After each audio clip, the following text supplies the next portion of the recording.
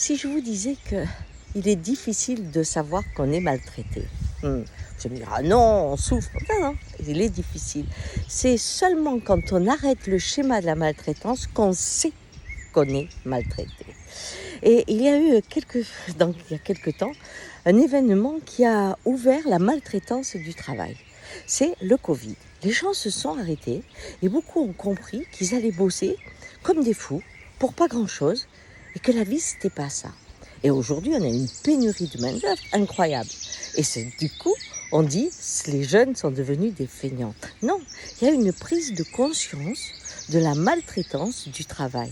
On travaille beaucoup plus que par exemple à l'époque où les gens étaient des serfs. Ils travaillaient 4 ou 5 heures par jour seulement.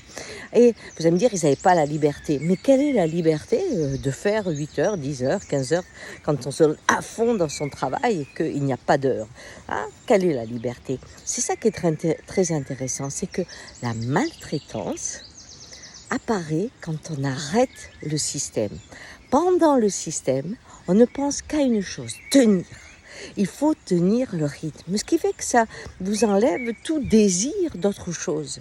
Et notre compétition dans cette course effrénée, elle se fait avec la machine.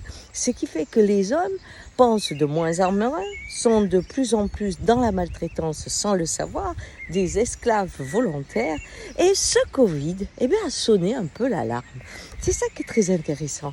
Alors, regardez dans votre vie les fois où quelque chose, quand ça s'est arrêté, ou quand vous avez fait une thérapie et qu'on a posé des mots comme maltraitant sur ce que vous vivez, l'étonnement que vous avez eu. Eh oui, vous voyez, la force de l'homme, c'est sa faiblesse.